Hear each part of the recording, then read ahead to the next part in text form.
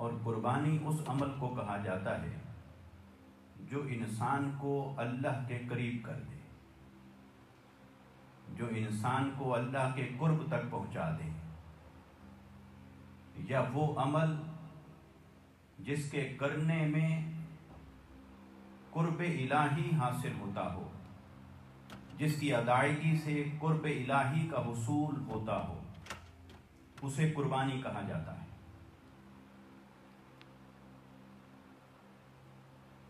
آقا علیہ الصلوۃ والسلام سے صحابہ کرام نے پوچھا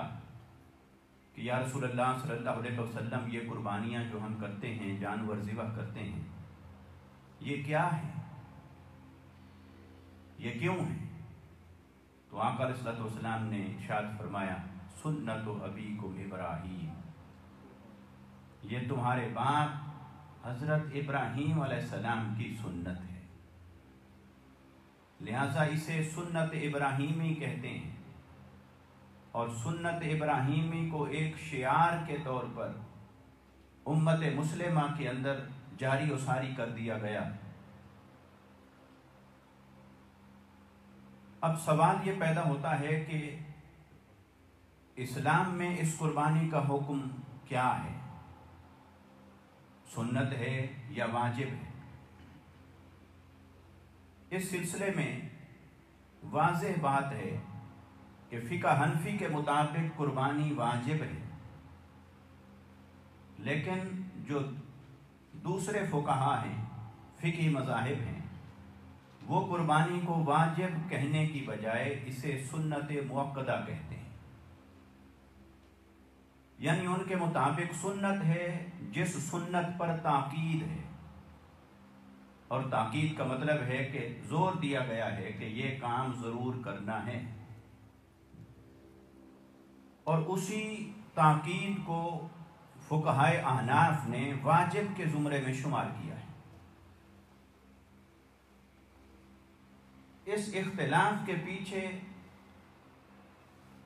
ایک گہرائی ہے، اور وہ اس اصول کی بنیاد پر ہے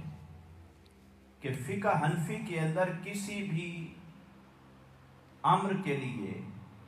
پہلا درجہ فرض کا ہے، دوسرا واجب کا ہے، اور تیسرا سنت مؤکدہ کا ہے، جبکہ امام شافعی رحمۃ اللہ تعالی علیہ اور دیگر فقہی مذاہب کے مطابق واجب کا درجہ درمیان میں نہیں ہے۔ ان کے ہاں امر کا ایک درجہ فرض ہے جو سب سے اونچا اور اعلیٰ ہے، اور فرض کے بعد سنت مؤکدہ کا درجہ ہے۔ تو لہٰذا اس اختلاف میں اگر ہم تطبیق کریں تو پتہ چلا کہ دونوں کے مطابق اور تمام فقہی مذاہب کے مطابق یہ بات تو طے ہے کہ قربانی فرض نہیں ہے۔ امام شافعی اور دیگر ائمہ نے جب اسے سنت کہا تو اس لیے کہ وہ سنت سے اوپر لے جاتے تو فرض کہتے، اور فرض یہ ہے نہیں، تو لہٰذا جب فرض نہیں ہے تو اس سے نچلا درجہ ان کے ہاں سنت مؤکدہ کا ہے، لہٰذا انہوں نے سنت مؤکدہ قرار دیا ہے۔ جبکہ احناف کے ہاں سنت سے اوپر اور فرض کے بعد ایک کیٹیگری موجود ہے، اوامر کی، امر کا ایک درجہ موجود ہے جس کے اپنی جگہ پر دلائل ہیں، اس کو واجب کہتے ہیں۔ اسی وجہ سے احناف نے اسے واجب کہا ہے۔ گویا واجب کے اندر بھی ضروری کا معنی پایا جا رہا ہے، اور سنت مؤکدہ میں بھی ضروری کا معنی پایا جا رہا ہے۔ فرق صرف یہ ہے کہ اس کے ترک کرنے والے کے بارے میں واجب کا ترک کرنے والا اس کو سخت حکم لگایا جائے گا، اور سنت مؤکدہ کے تارک پر سخت حکم نہیں لگے گا۔ تو اس اعتبار سے گویا میں اس کا خلاصہ عرض کروں تو گویا تمام ائمہ اور علماء اس بات پر متفق ہیں۔ سادہ سی بات اگر میں عرض کروں اس سے اخذ کرتے ہوئے تو گویا تمام ائمہ اس بات پر متفق ہیں کہ جو شخص بھی صاحب استطاعت ہے، صاحب وسعت ہے، جس کو اللہ نے گنجائش عطا کی ہے اور وہ کر سکتا ہے، استطاعت رکھتا ہے، اسے قربانی کرنی چاہیے۔ اسے چاہیے کہ وہ قربانی کو ترک نہ کرے، قربانی کو چھوڑے نہ، کیونکہ اس میں اجر بھی ہے، ثواب بھی ہے، اور حضرت ابراہیم علیہ السلام کی سنت ہے اور اسلام کا شعار ہے۔ اس ضمن میں ایک اور بات بھی کی جاتی ہے، وہ یہ کہ کئی صحابہ کرام کا بھی ایسے عمل منقول ہے، جیسے حضرت عمر بن خطاب رضی اللہ تعالیٰ عنہ کے بارے میں کہ انہوں نے 1 سال اس کو ترک فرمایا۔ تو جن صحابہ کرام نے اسے ترک کیا ہے، چھوڑا ہے، ان کے چھوڑنے کی ایک وجہ یہ ہو سکتی ہے کہ وہ اسے سمجھتے ہوں کہ ضروری نہیں ہے، اور دوسری وجہ یہ ہو سکتی ہے کہ وہ اس سال صاحب نصاب نہ ہوں، کیونکہ صحابہ کرام مال جمع کرنے والے نہیں تھے، وہ سارے کے سارے صاحب نصاب نہیں ہوتے تھے، لہٰذا اگر کسی نے قربانی کو چھوڑا ہے تو وہاں عین ممکن ہے کہ یہ وجہ موجود ہو کہ وہ اس وقت صاحب استطاعت نہ ہوں، وہ صاحب نصاب نہ ہوں، اور قربانی کے بارے میں یہ لازمی ہے کہ اسی پر یہ ضروری ہے جو صاحب نصاب ہوگا۔ اب سوال یہ ہے کہ صاحب نصاب کون ہے؟ تو نصاب کے حوالے سے 2 چیزوں کا ذکر آیا ہے، ایک سونے کا اور ایک چاندی کا۔ سونے کی مقدار جو کم سے کم مقرر ہے حدیث کے مطابق وہ 7.5 تولے اور چاندی 52.5 تولے۔ لہٰذا آج بھی اگر کسی شخص کے پاس سونا موجود ہے اور اس کے علاوہ کچھ نہیں، تو اس کے لیے معیار نصاب کا سونا ہی ہوگا۔ 7.5 تولے سے اوپر ہے تو وہ زکوٰۃ کے لیے بھی صاحب نصاب ہے، قربانی کے لیے بھی صاحب نصاب ہے۔ اور اگر کسی کے پاس چاندی ہے اور چاندی کے علاوہ اور کچھ نہیں،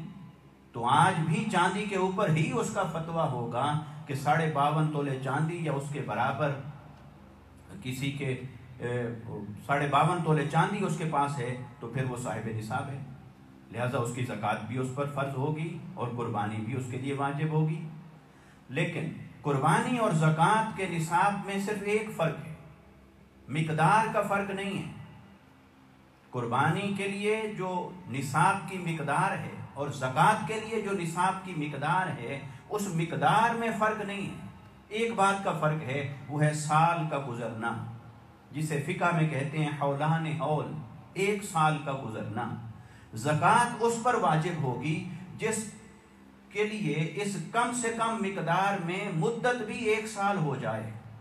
اگر اس کے پاس یہ مقدار 7.5 تولے سونا، 52.5 تولے چاندی، یہ پورا 1 سال اس کے پاس موجود رہا ہوگا، تب جا کر اس پر زکوٰۃ فرض ہوگی۔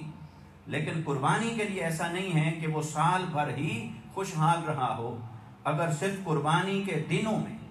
جو 3 دن ہیں قربانی کے، اسے ایام نحر کہتے ہیں، وہ 10 ذی الحج، 11 اور 12۔ 10 کی صبح صادق سے لے کر 12 کے غروب آفتاب تک یہ قربانی کے 3 دن ہیں، انہی دنوں میں قربانی کی جائے گی۔ اور یہ جو قربانی کے دن ہیں 3، اگر کوئی شخص 9 ذی الحج تک صاحب نصاب نہیں تھا اور 10 ذی الحج کی صبح وہ صاحب نصاب ہو گیا، تب بھی اس پر قربانی واجب ہوگی۔ اور اگر 10 کو بھی صاحب نصاب نہیں تھا، اس کے پاس کچھ نہیں تھا، 11 کو بھی اس کے پاس کچھ نہیں تھا، اگر 12 کو بھی اس کے پاس کچھ آ گیا ہے اور وہ صاحب نصاب بن گیا ہے، تب بھی قربانی اس کے اوپر واجب ہے۔ لہٰذا قربانی کے نصاب کی یہ تفصیل ہے اور اس میں یہ فرق ہے۔ اب اس میں ایک اور سوال بھی ہے، وہ یہ کہ اگر چاندی تو آؤٹ ڈیٹڈ ہو گئی ہے، یوز بھی نہیں رہا، بہت کم ہو گیا اس کا یوز، اور اس کی جو مارکیٹ ویلیو تھی وہ اس نے کھو دی، جبکہ سونا اپنی جگہ پہ ایگزسٹ کرتا ہے۔ اور جو کتب میں لکھا ہے وہ تو یہی لکھا ہے کہ سونے اور چاندی میں سے جس کی قیمت کم ہوگی اسی کو معیار نصاب مقرر کیا جائے گا، مگر میں سمجھتا ہوں کہ آج کے دور میں جس قدر حالات بدل چکے ہیں، 52.5 تولے چاندی رکھنے والا جو شخص ہے وہ تو 2000 اور 2500 کرون کم و بیش یہی اس کی قیمت بنتی ہے۔ تو اگر اسلام کی روح سے دیکھیں تو کیا اسلام اتنی اماؤنٹ رکھنے والے شخص کو غنی کہتا ہے یا اسے فقیر کہتا ہے؟ کیونکہ یہ 2 چیزیں استعمال ہوئی ہیں قرآن میں اور حدیث میں، جو غنی ہیں یعنی مالدار، اسی پر زکوٰۃ ہے، اسی پر قربانی ہے، جو فقیر ہے یعنی ضرورت مند، اس کے اوپر کچھ بھی نہیں ہے۔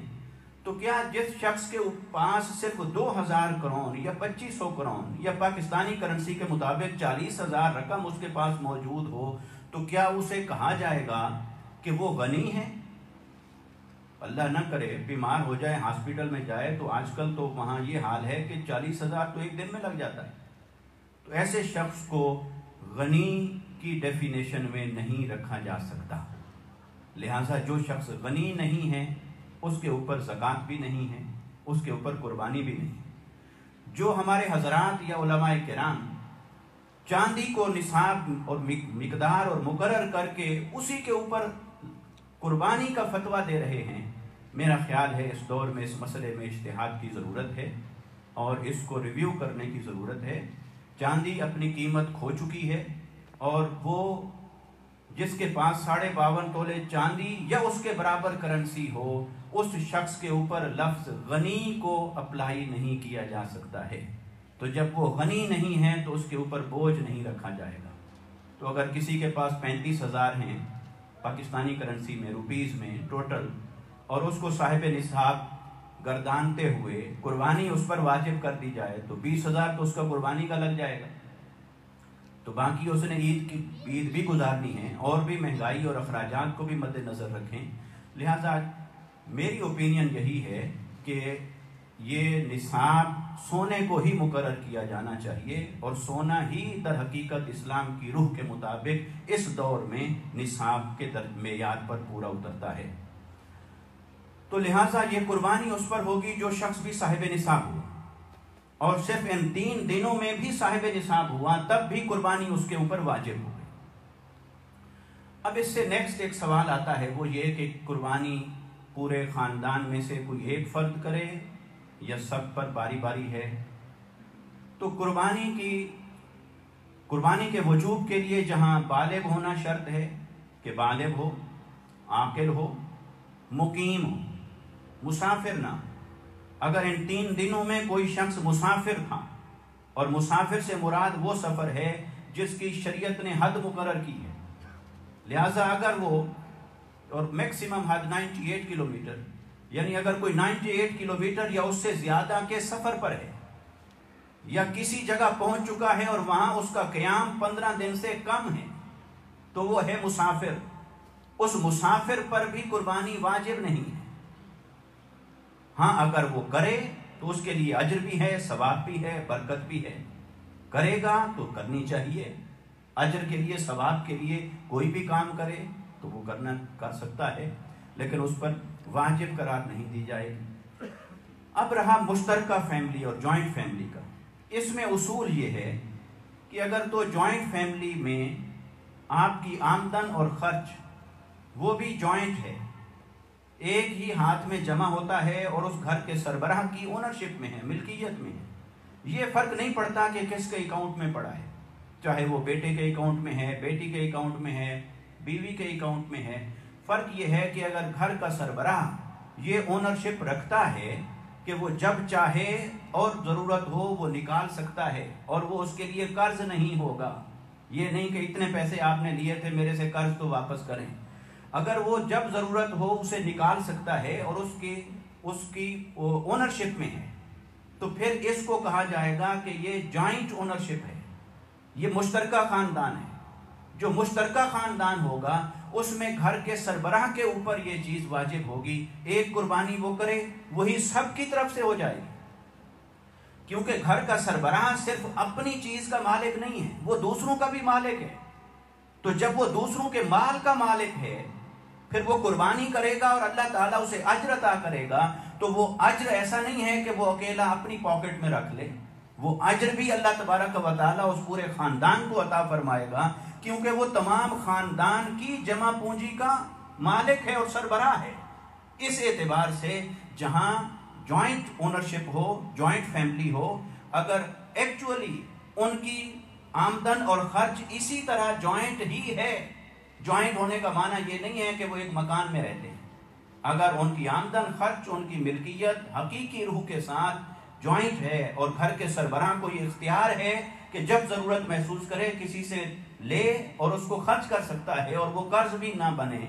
تو ایسی صورت میں وہ ایک قربانی کریں، ایک ہی کافی ہے، سب کو اس کا اجر اور ثواب پہنچے گا۔ اور اس کی مثالیں بھی صحابہ کرام سے، تابعین سے، اسلاف سے ہمیں ملتی ہیں کہ وہ جب قربانی کرتے تھے تو گھر کے تمام افراد کا نام لیتے تھے، کیونکہ جب مشترکہ فیملی ہے تو اس کا اجر بھی سب کو پہنچے گا۔ ہاں اگر اونرشپ جدا جدا ہے، بیٹا ہے، بیٹی ہے، ایون بیوی ہے، میاں ہے، وہ کماتے ہیں، ہر ایک کے پیسے اپنے اپنے، کوئی کسی سے لے گا تو لون ہوگا اور ایسے نہیں لے سکتا، جیسے اپنی چیز کا مالک ہوتا ہے ایسے نہیں ہے، تو پھر ان میں سے ہر ایک کو الگ الگ صاحب نصاب کے پیمانے پر دیکھا جائے گا۔ وہ جو صاحب نصاب بنے گا اس کے اوپر قربانی ہوگی، جو صاحب نصاب نہیں ہوگا تو اس پر قربانی نہیں ہوگی۔ اور یہ بالغ ہونا بھی شرط ہے، نابالغوں پر نہیں ہے، نابالغ بچے اپنے پیرنٹس کی کسٹڈی کے اندر ہے۔ اسی طرح ایک اور سوال یہ آتا ہے کہ قربانی کے جو شخص قربانی کا ارادہ رکھتا ہو تو حدیث میں ہے کہ آقا علیہ السلام نے ارشاد فرمایا کہ پھر وہ بال نہ کاٹے اور ناخن نہ کاٹے۔ تو یہ بھی مسئلہ ہے اور یہ کثرت سے پوچھا جاتا ہے اور پوچھا جا رہا ہے، تو میں نے چاہا کہ میں جمعہ کے اجتماع میں اس کو بیان کر دوں۔ دیکھیں اس کی جو لاجک ہے وہ یہ ہے کہ وہ جو قربانی کا جانور ہے وہ انسان صدقہ کر رہا ہے، اپنے بدلے میں صدقہ کر رہا ہے۔ حضرت اسماعیل علیہ السلام کے بدلے میں دمبا ذبح ہوا تھا، تو جان کے بدلے میں ایک جان تھی۔ تو جو قربانی کا جانور کوئی بھی مسلمان ذبح کرتا ہے وہ در حقیقت اس کی اپنی جان کا صدقہ شمار ہوتا ہے، اور جب جان کا صدقہ شمار ہوگا تو اس جانور کا ایک ایک عضو اس قربانی کرنے والے کے ایک ایک عضو کے بدلے میں صدقہ ہوگا۔ اس کی انگلیاں اس کی انگلیوں کے بدلے میں صدقہ ہیں، اس کی آنکھیں اس کی آنکھوں کے بدلے میں صدقہ ہیں، اس کا سر اس کے سر کے بدلے میں صدقہ ہے، اس کے پاؤں اس کے پاؤں کے بدلے میں صدقہ ہے۔ تو ہر عضو کا صدقہ ہے۔ لہٰذا جب ذی الحج کا چاند نظر آیا، قربانی کا ارادہ کر لیا اور جانور بھی خرید لیا، تو اللہ تبارک و تعالیٰ کی رحمتیں نازل ہونا شروع ہو جاتی ہیں، اور اس جانور کے ایک ایک عضو کے بدلے میں انسان کے ایک ایک عضو کے اوپر اللہ کی رحمتوں کا نزول شروع ہو جاتا ہے۔ سبحان اللہ۔ اس لیے یہ حکم ہے کہ وہ جو ناخن ہے وہ اب آپ کے جسم کا عضو ہے، جو بال ہیں وہ آپ کے جسم کا عضو ہیں، وہ آپ کا حصہ ہے۔ اگر آپ نے اپنے حصے کو اپنے آپ سے جدا کر دیا، وہ حصہ نہ رہا، تو گویا اس پر جو رحمت نازل ہو رہی تھی وہ بھی اب نہیں ہو رہی۔ تو وہ آپ کے پاس آ رہی تھی، وہ آپ کے دامن میں آ رہی تھی، اب وہ جتنا حصہ کٹ گیا ہے اس حصے کی رحمت سے بھی محروم ہو گئے۔ اس وجہ سے اس میں حدیث میں تو یہ وجہ نہیں ہے، حدیث میں اتنی بات ہے کہ جو شخص قربانی کا ارادہ کرے، چاند نظر آ جائے، اس وقت سے لے کر جانور ذبح کرنے تک پھر اپنے بال نہ کاٹے، اپنے ناخن نہ کاٹے۔ لیکن یہ چیز نہ فرض ہے، نہ واجب ہے، نہ سنت مؤکدہ ہے، بلکہ یہ محض سنت اور مستحب کے درجے پر ہے۔ اگر کوئی شخص کرے گا ایسا، اس کی پابندی کرے، اس کے لیے ثواب ہے، اور جو اس کی پابندی نہ کرے یا نہ کر سکے کسی بھی وجہ سے تو اس کے لیے کوئی گناہ نہیں ہے۔ اور جو شخص ایسا کرنا چاہتا ہے، جو اس پابندی کو اختیار کرنا چاہتا ہے تاکہ اللہ کی رحمتیں اور اجر اور ثواب حاصل کرے، اسے چاہیے کہ پھر وہ یہ نہیں کہ پہلے 1 مہینے سے بھی اس نے ناخن نہ کاٹے ہوں اور بال نہ کاٹے ہوں اور اب چاند کا بہانہ بنا لے، پھر اس کے لیے مکروہ ہو جاتا ہے۔ پھر شریعت نے اس بات کو ناپسند کیا ہے، وہ انسان کی پاکیزگی اور صفائی کے خلاف ہے۔ اگر کسی شخص نے یہ پابندی کرنی ہے تو وہ چاند نظر آنے سے پہلے پھر صاف ستھرا ہو جائے، اپنے بال کاٹ لے، ناخن کاٹ لے، صاف ستھرا ہو کے ذی الحج کے چاند میں داخل ہو جائے، پھر تاکہ 10 دن کی پابندی اختیار کرے گا تو وہ کوئی بڑا فرق نہیں پڑے گا، شرعی اعتبار سے مکروہ نہیں ہوگا۔ لیکن یہ بات کہ یہ نہ فرض ہے نہ واجب ہے، کوئی کرے تو ثواب ہے، کوئی نہ کرے تو گناہ نہیں ہے۔ اور پھر قربانی کا ایک اور مسئلہ بھی عام طور پہ ہمارے ذہنوں میں آتا ہے، وہ یہ کہ ہم یہاں قربانیاں بھیجتے ہیں پاکستان، اور وہاں قربانیاں کی جاتی ہیں، اور دن کا فرق آ جاتا ہے، چاند کا فرق آ جاتا ہے،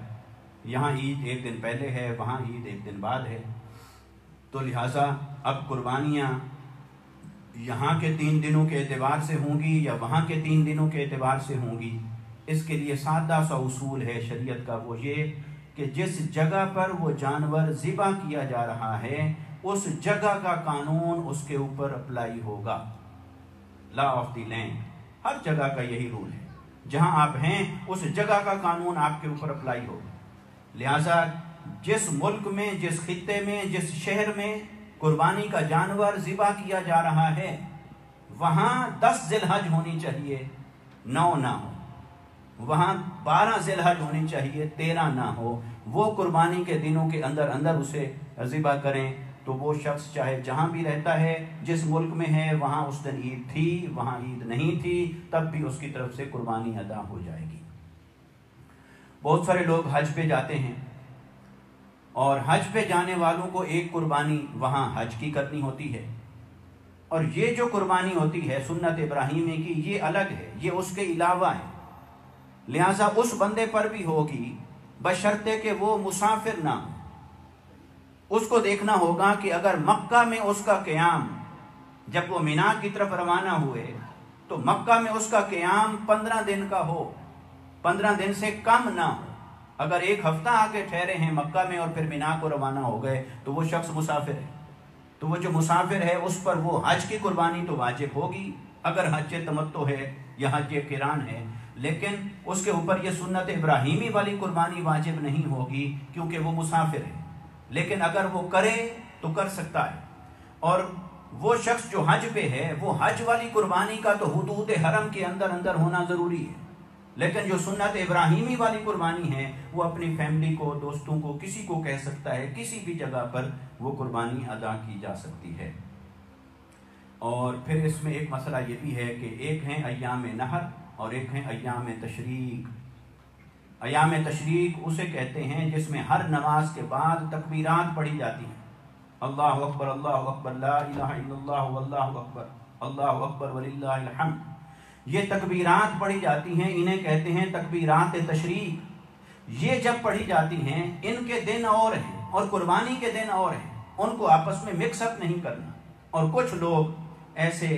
जो दीन की तालीमात से थोड़ा हटकर जिनको शौक रहता है कि कोई अलग ही शोशा छोड़ें ताकि लोगों को अपनी तरफ अट्रैक्ट करें और उम्मत की मेजॉरिटी और सवाद आज़म जिस रास्ते पर चल रहा है उस रास्ते से इनको हटाएं,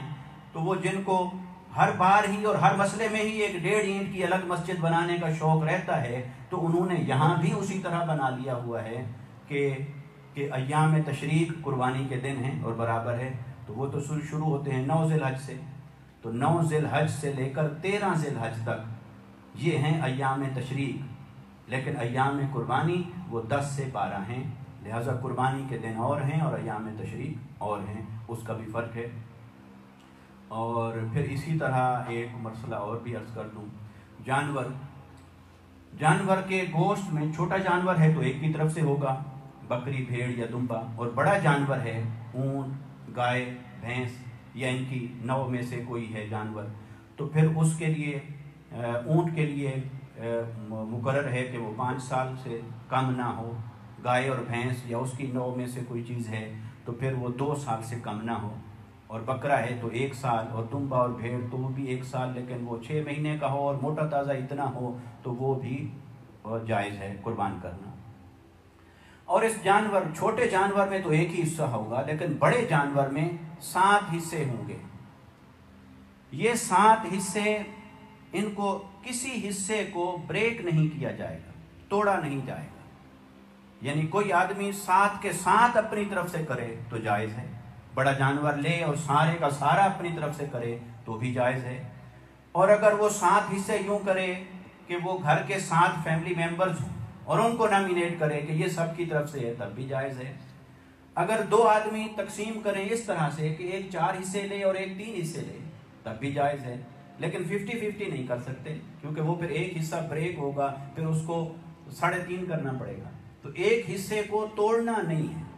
लिहाजा एक हिस्सा अपनी जगह पर कायम रहेगा। और कुर्बानी का जानवर अगर एक आदमी करें, 2 मिलकर करें, 3 करें, 4 करें, जैसे करें, लेकिन बशर्ते के हिस्से उसके साथ ही रहें, उसकी तकसीम अपनी जगह पर कायम रहे, तो ऐसा करना जायज़ है और ऐसा करना दुरुस्त है। اور اسی طرح اس میں ایک اور بھی جو طبقہ غیر مقلدین کا ہے، جو چاروں فقہی مذاہب میں سے ہر ایک کے خلاف کسی نہ کسی مسئلے میں کوئی اپنی بات نکال کے بیٹھ جاتے ہیں، تو وہ اس وقت مجھے بہت سارے کویسچنز آئے ہیں کہ جی بھینس کی قربانی جائز نہیں ہے، کیوں جائز نہیں ہے؟ بھی لکھا ہوا نہیں ہے۔ بھائی لکھا ہوا نہیں ہے تو آپ کو کہاں لکھا ہوا ہونا چاہیے؟ اونٹ کا ذکر بھی ہے، گائے کا ذکر بھی ہے، بکری کا ذکر بھی ہے۔ تو جب بکری کی جنس کے اندر بھیڑ بھی شامل ہے اور بکری ہی کے نام کے اندر اس کی جنس کے اندر دمبا بھی شامل ہے، تو پھر جب فقہا نے لکھا ہے، اور فقہ حنفی الہدایہ کے اندر یہ بات درج ہے، اور فقہ حنفی کا اس پر کسی نے اختلاف نہیں کیا، تو انہوں نے گائے کو بکر کہتے ہیں اور بھینس کو جاموس کہتے ہیں، اور جاموس کے لفظ کا ذکر کیا ہے فقہا نے کہ یہ بھی گائے کی جنس میں سے ہے، جیسے دمبا اور بھیڑ بکری کی جنس میں سے ہے، اسی طرح یہ بھینس بھی گائے کی جنس میں سے ہے، اور اس کی قربانی بھی اسی طرح جائز ہے۔ تو پھر یہ کہنا کہ، اور وہ ایک اور آیہ مبارکہ ہے سورہ انعام کی، اور وہاں بہیمۃ الانعام کا ذکر آیا ہے، اور وہاں جانوروں کا ذکر ہے، وہ کسی اور پس منظر میں آیا ہے، وہ تو کفار کے غلط عقائد کے رد کرنے کے لیے آیا ہے۔ کفار غلط عقائد رکھتے تھے کہ کوئی کسی نر جانور کے بارے میں کسی کو معبود بنا لیا، کسی کو خدا کا شریک بنا لیا، کسی کو اللہ کے نام پہ چھوڑ دیا، کسی نشانی بنا لی، کسی کا کیا کر لیا۔ ان توہمات سے بچانے کے لیے جانوروں کا ذکر آیا ہے، وہاں سینس اور ہے، ضمن اور ہے، اس کا پس منظر اور ہے۔ اور جہاں قربانی کا ذکر آئے گا تو قربانی کے ذکر میں ہمیں احادیث مبارکہ کی طرف لوٹنا ہوگا، اور ان احادیث مبارکہ اور قرآنی نصوص کی تشریحی اور ایکسپلینیشن کے اندر ہمیں ائمہ اور فقہاء کرام کی طرف رجوع کرنا ہوگا۔ تو جب وہ سارے کہتے ہیں کہ جائز ہے، تو پھر ایسے شوشہ چھوڑ دینا کہ جی کٹے کی قربانی جائز نہیں ہے، تو لہٰذا اس طرح یہ نام میں نے اسٹریٹ فارورڈ وہی دے دیا کہ جو پنجابی میں یوز ہوتا ہے، تو اس وجہ سے وہ بھینس کی نوع میں سے ہو، گائے کی نوع میں سے ہو، اس کی قربانی بھی جائز ہے۔